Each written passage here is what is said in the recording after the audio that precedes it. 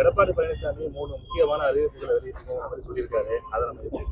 அதை நான் best copy என்று தெளிவாக என்னுடைய அறிக்கையிலே கூறியிருக்கின்றேன்.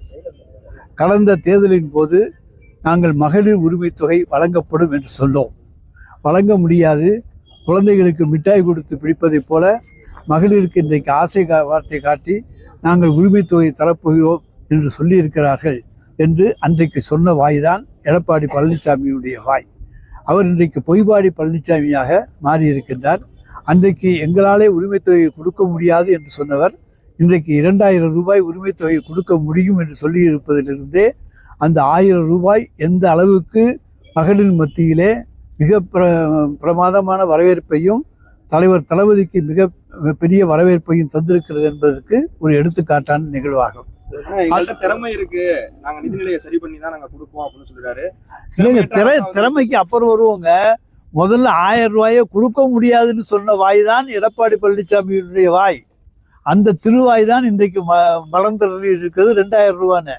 அன்னைக்கு கொடுக்க முடியாது என்று சொன்ன எடப்பாடி பழனிசாமிக்கு இன்றைக்கு கொடுக்க முடியும் என்கின்ற யோசனையை கொண்டு வந்து கொடுத்திருப்பது திராவிட மாடல் ஆட்சி. இது எங்களுடைய ஆட்சியினுடைய வெற்றி. நாங்கள் மக்களை சென்றடைந்திருக்கிறோம் என்பதற்கு எடுத்துக்காட்டு இன்றைக்கு 1000 ரூபாயை நாங்கள் 2000 ரூபாயாக உயர்த்தி தருகிறோம் என்று சொல்லியிருப்பதை தவிர அவரை பொறுத்த வரைக்கும் மக்கள் நம்ப மாட்டாங்க. ஏன்னா 2019 தேர்தலுக்கு முன்னாலே 60 லட்சம் வறுமைக்கு கோட்டுக்கு கீழே இருக்கக்கூடிய குடும்பங்களுக்கு மாதம் 2000 ரூபாய் வழங்குவேன் என்று சொன்ன வாய் தான் எடப்பாடி பழனிசாமியுடைய வாய். அந்த பொய்பாடி 32 குடும்பங்களுக்கு 1.25 கோடி ரூபாய் செலவிலே 64,000 ரூபாய் ஒரே ஒரு மாதம் மட்டும் கொடுத்தார். பிறகு தேர்தல் வந்துவிட்டது என்று சொன்னார், நாடாளுமன்ற தேர்தலை குறிப்பிட்டு. அதற்கு பிறகு 2 ஆண்டுகள் ஆட்சியில் இருந்தால் ஒருவருக்கு கூட ஒரு பைசா தராதவர் தான் எடப்பாடி பழனிசாமி. அப்படி திறமையற்றவர் இன்றைக்கு சொல்லுகிறார் நான் திறமையாக வந்து செய்வேன் என்று. மக்களை ஏமாற்றுவதற்காக சொல்லுவது என்பது மக்களுக்கு நன்றாக தெரியும். அன்றைக்கு 2000 ரூபாயை 60 லட்சம் குடும்பங்களுக்கு கொடுக்க முடியாத எடப்பாடி பழனிசாமி இன்றைக்கு 1,31 லட்சம் மகளிருக்கு 2000 ரூபாய் கொடுக்க போகிறேன் என்று சொன்னால் நம்புவதற்கு மக்கள் இளிச்சவாயர்கள் அல்ல. திமுக தேர்தல் அறிக்கையில 2500 கொடுக்க வேண்டிய கட்டாயத்திற்கு திமுக நாங்கள் அப்படி நினைக்கவே இல்லை. இதுவே இன்றைக்கு தமிழகத்து தாய்மார்கள் மகிழ்ச்சியோடு பெற்றுக்கொண்டிருக்கிறார்கள். எனவே உயர்த்தி வழங்குவதும் வழங்காததும் எங்களுடைய தலைவருடைய பொறுப்பு தானே தவிர அவர் எங்களை பொறுத்த வரைக்கும் 1000 ரூபாயிலேயே மக்கள் மகிழ்ச்சியாக இருக்கிறார்கள். இது தொடர்ந்து கிடைத்தால் போதும் என்பதுதான் அவருடைய கோரிக்கை. திமுக தேர்தல் அறிக்கை தயாரிக்க குழு அமைச்சிருக்க நேரத்துல முன்கூட்டியே ஒரு 5 குறிப்பிட்ட ஒரு வாக்குறுதி அறிவிக்கிறது பின்னடைவா இருக்குமா? எங்களுக்கு எந்த பின்னடைவும் இல்லை, முன்னடைவு தான். ஏன்னா எங்களுடைய திட்டங்களைத்தான் அவர் இன்றைக்கு காப்பி பேஸ்ட் பண்ணியிருக்கார். அதைத்தான் எதிரொலித்திருக்கிறார். அது மக்களிடம் சென்றிருக்கிறது என்பது எதிரொலித்திருக்கின்ற பொழுது நாங்கள் கொடுத்த வாக்குறுதிகளை நிறைவேற்றக்கூடியவர்கள் என்பதை இன்றைக்கு எடப்பாடி பழனிசாமி தன்னுடைய வாயால் ஒப்புத்து கொண்டிருக்கிறார். அது திராவிட மாடல் ஆட்சி 2க்கு வரவேற்பை தரக்கூடிய அறிவிப்பாகத்தான் இருக்குமே தவிர நாங்கள் எங்களை பொறுத்த வரைக்கும் எந்த விதமான பின்னடைவும் கிடையாது. எங்களுடைய தலைவருக்கும் எங்கள் கூட்டணிக்கும் இது மிகப்பெரிய வெற்றியை தரும். அனைத்து ரேஷன் கார்டுகளுக்கும் 2000 ரூபாய் கொடுத்துருக்காரு. நம்ம தகுதி வாய்ந்த பெண்களுக்கு சார் 1,31 லட்சம் பேர் கொடுத்துட்டோம். அவர் எப்போதுமே சொல்றது தான், செய்யறது கிடையாது. நாங்கள் சொன்னால் செய்வோம், செய்தால் சொல்வோம். அவர் சொல்றதையும் செய்ய மாட்டார், செய்யறதையும் சொல்ல மாட்டார். வெளியிட்ட தேர்தல் மிக கடுமையா அதிமுக தேர்தல் அறிக்கை தயார் செய்யறதுக்கு எந்த காரணமும் கிடைக்கல அப்படின்னு விமர்சனம் பண்ணிருக்கீங்க. ஆமா, இது கடுமையான ஒரு குற்றச்சாட்டா இருக்கு. ஆமாங்க, இப்ப தேர்தல் வரல, தேர்தல் தேதி அறிவிக்கல. எப்பவுமே தேர்தல் தேதி அறிவிச்சு அதுக்கு பிறகுதான் தேர்தல் அறிக்கை என்பதை எந்த கட்சியும் வெளியிடும்.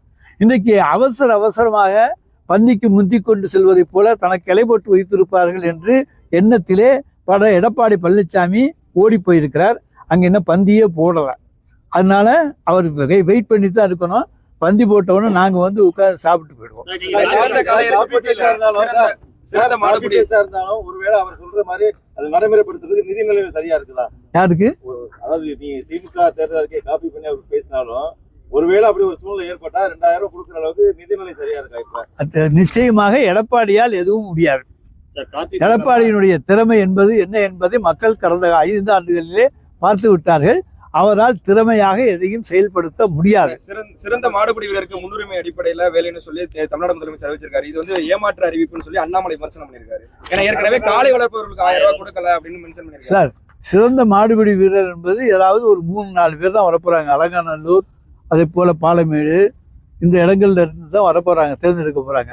அந்த 3-4 பேருக்கு ஏதாச்சும் வேலை கொடுக்கறது ஒன்றும் கஷ்டமான வேலை கிடையாது. அது சாத்தியமான ஒன்று. எங்கள் முதலமைச்சர் சாத்தியமான ஒன்றைத்தான் அறிவிப்பார். கடந்த காலங்களில் வந்து காளை வளர்ப்பவர்களுக்கு மாதம் ஊக்கத்தொகை 1000 ரூபாய் சொல்லி 2020 தேர்தல் நம்ம கொடுத்துருக்கோம். 5 வருஷம் ஆச்சு, இது வரைக்கும் நம்ம நிறைவேற்றல. அது பல வகைகளில் அவர்களுக்கு பணமாக ஏதாவது வகையில கிடைச்சிக்கிட்டு தான் இருக்கு. அவங்க மகிழ்ச்சியோடு தான் காளைகளை வளர்த்து கொண்டு இருக்கிறார்கள். இன்றைக்கு தமிழ்நாட்டிலே வளர்ப்பதை போல காளைகள் இந்தியாவில் எந்த மாநிலத்திலும் வளர்க்கப்படவில்லை.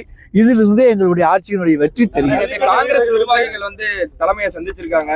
கூட்டணி குறித்து ராகுல் காந்தி தான் வந்து தெரிவிப்பாருன்னு சொல்றாங்க. ஆல்ரெடி நம்ம அந்த கூட்டணியில தான் இருக்காங்க. ஆனா இனிமே தான் கூட்டணியை அறிவிப்போம்னு சொல்றாங்க. இதுல ஏதாவது நமக்கு கூட்டணிக்குள்ள ஏதாவது இது கூட்டணிக்குள்ள எந்த குழப்பம் வருவதற்கான வாய்ப்பு இல்லை. சிலர் எதிர்பார்க்கிறார்கள், அது நடக்காது. அது அப்படின்னா சொல்லியிருக்காங்க சார். திமுக கூட்டணி தான் கூட்டணி சொல்லியிருக்காங்க. தலைமை முடிவெடுத்து அறிவிக்கும். இப்ப நீங்க பேசாம என்ன சொன்னாங்க, அவங்களும் வந்து சார் கூட்டணிங்கிறது வந்து அதெல்லாம் அதை பற்றியெல்லாம் ஒன்று. எங்களை பொறுத்த வரைக்கும் நாங்கள் எங்கள் கூட்டணியை யாரையும் விட்டு நாங்கள் அவர்களை அனுப்புவது கிடையாது. எங்களுக்கு அந்த பழக்கமும் கிடையாது. அவர்களை அரவணைப்பது தான் தளபதியினுடைய பழக்கம். அவர்களை அரவணைத்து கொண்டு தான் இருக்கின்றார். அந்த அரவணைப்பில் யாராவது போகணும்னு நினைச்சாங்கன்னா அதுக்கு நாங்கள் பொறுப்பாளியாக முடியாது. எங்களை பொறுத்தவரைக்கும் காங்கிரஸ் எங்களோடு இருக்கும் என்கின்ற நம்பிக்கை எங்களுக்கு இருக்கிறது. அதை பொறுத்த வரைக்கும் எங்களுடைய தலைவர் தெளிவாக சொல்லிவிட்டார். ஆனா வரக்கூடிய தேர்தலில் வந்து பெரும்பான்மையோட ஆட்சி அமைக்கிறதுக்கு வாய்ப்பே இல்லை, கூட்டணி ஆட்சி தான் அமையணும் சொல்லி நிச்சயமா டிடிவி தினகர் எல்லாம் ஜோசியமா சொல்றாரு, ஜாதகம் பார்த்து ஜோசியம் சொல்றாரு. யாரு டிடிவி? அவருக்கு அரசியலே தெரியாது. ஏதோ ஒரு புழுக்குல வந்து சேர்ந்தாரு, அவ்வளவுதான். அவர் ஒன்றும் சொல்லவெல்லாம் முடியாது. நாங்கள் தனித்து ஆட்சி அமைக்கக்கூடிய அளவுக்கு வெற்றி பெறுவோம். நிச்சயமாக திராவிட முன்னேற்ற கழகம் தனித்து ஆட்சி அமைக்கும். மற்ற விளையாட்டுகளை போல ஜல்லிக்கட்டுக்கு வந்து வீரர்களுக்கு ஊக்குவிச்சிருக்க வந்து அதிக உயிரிழப்பு ஏற்படும் அப்படின்ற மாதிரி ஒரு கருத்து இருக்குது. ஏன்னா அரசு வேலை கிடைக்கும் அப்படின்ட்டு மாட்டுக்கிட்ட போறதுக்கும் அதுக்கெல்லாம் இன்சூரன்ஸ் இப்ப பண்ண சொல்லி கட்டாயப்படுத்தி இருக்கோம். 5 லட்சம் ரூபா வரைக்கும் பணம் கட்டி இன்சூரன்ஸ் எல்லாம் பண்ணித்தான் இன்னைக்கு போறாங்க.